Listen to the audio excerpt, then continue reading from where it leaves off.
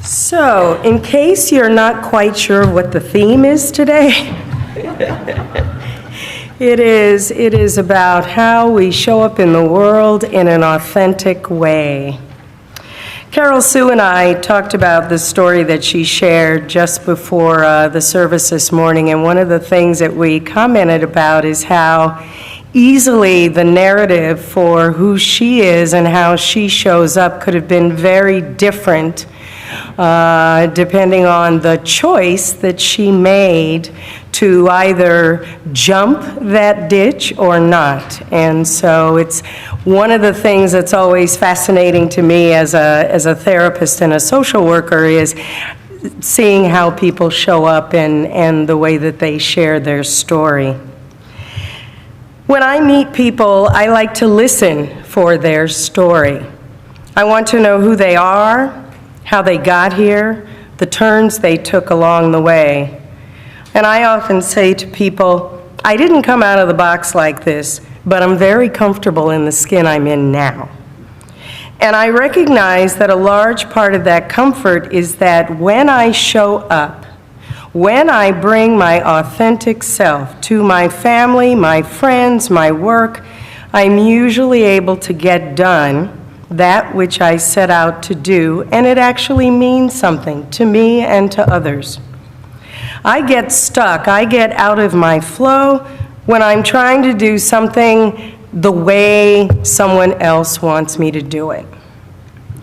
Poet and author May Sarton wrote, "We have to dare to be ourselves, however frightening or strange that self may prove to be." What could possibly be frightening about being ourselves? Well, what if we discover we want to be something or to do something that is new to us, maybe even new to the world, unfamiliar? I mean, really. Carry a phone outside that you could do office work on, a computer, a camera, a calculator. Really, what was Steve Jobs thinking? What could be frightening about heading out on a journey without a map?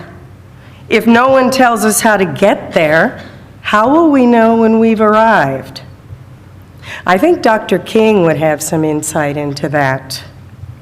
What separates them from many people is their willingness to allow who they are to determine how they are in the world. They are willing to make mistakes and keep going because they had a vision of something that others did not. They crafted what was known into ideals that now impact the world. In our story today, the author tells us to quiet the thoughts that say you are not good enough, important enough, capable enough to begin. Tell them you can't listen because today you trust yourself. This is the internal motivation that propels everyday people to do meaningful things with their lives and often means something to someone else as well.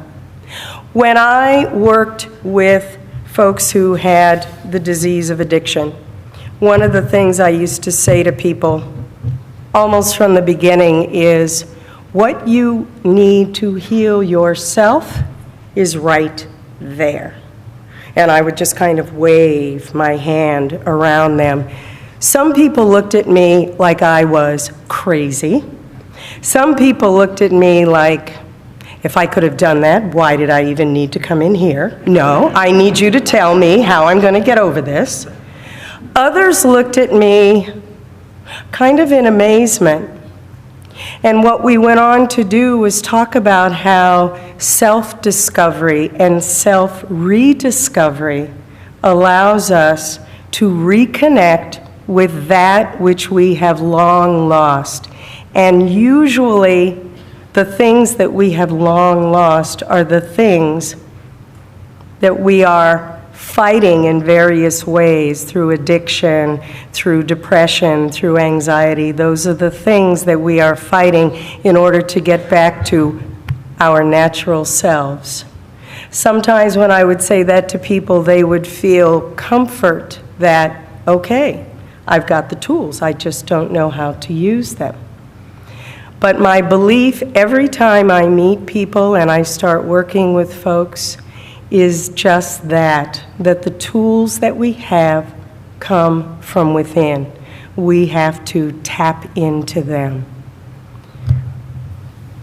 In my own life, I knew what I wanted to be. I knew I wanted to work with people in some way by the time I was 17. But I received a couple of very distinct messages from people who loved me that made me think I would not be able to achieve what I wanted. It took me almost 10 years, 13 jobs all over Manhattan and the Bronx, before I realized in an equally subtle conversation that what I wanted was very attainable, and actually my own struggles added to what I bring to the work. My mind was blown. I was all at once elated and very resentful for the time that I had lost trying to fashion my life on someone else's beliefs. My jobs helped me pay the rent and the groceries, but I continued to search for my calling. I kept throwing out the net, determined to catch something that would be mine, something which I could invest myself. I took classes, I read, I talked to people, but my net kept coming back empty because I was focused on the values and ideas of others who I knew loved me, so surely they were right. In so doing, I relinquished my personal power, but I also gave myself the out that I did not fight on. Brené Brown cautions, if you trade authenticity for safety, you may experience the following: anxiety, depression, eating disorders, addiction, rage, blame, resentment, and inexplicable grief. Those are very high prices to pay for dreams deferred. She goes on to say, because true belonging only happens when we present our authentic, imperfect selves to the world, our sense of belonging can never be greater than our level of self-acceptance. What that says to me is that if we do not accept ourselves, then who is it we are asking others to accept? I have seen many people experience deep bewilderment at how they are in relationships that do not feed them, do not inspire them, do not attend to their needs and who they are. Often to find out their needs are not being met because they never actually express them. I remember working with a woman who had been told much of her life that she was actually perfect. But as we talked, it was clear that she had no real sense of herself. Only the things that seemed to please others. When I asked things like, "What would you like to do?" she became incredibly sad. This was a scary question to her. She relied so much on the opinions of others. She was not only devastated when she was seen as less than perfect, but she had no personal sense of direction. She was a wife, a mother, a daughter, and her net was empty. Indulge me for a moment while I take a slight departure. Anyone who knows me knows that I love stories where the protagonist has some kind of personal epiphany into their own power. Love movies like that. When we're going to a movie my daughter doesn't know, she'll ask, "Is this a movie about the triumph of the spirit?" To which I say, yes. Yes, it is. It is my version of the newspaper clippings that I would find on my bed when I came home from school. My father would find these articles at the back of on the back pages about someone making their mark in the world, and he would tell me, Don't you ever say you cannot do something because you are black or because you are a woman. I always appreciated those stories. But his prescription for my life was quite different from my own and led to my 10-year wandering for my personal passion. In my aha moment at discovering I could very much pursue my true calling, I realized that I had let his words speak louder than my heart because I knew he loved me. But he was not writing my story, and I had to own my story. I was a different person. I was living in a different world, and my battles were different than his. His definition of success was very different from mine.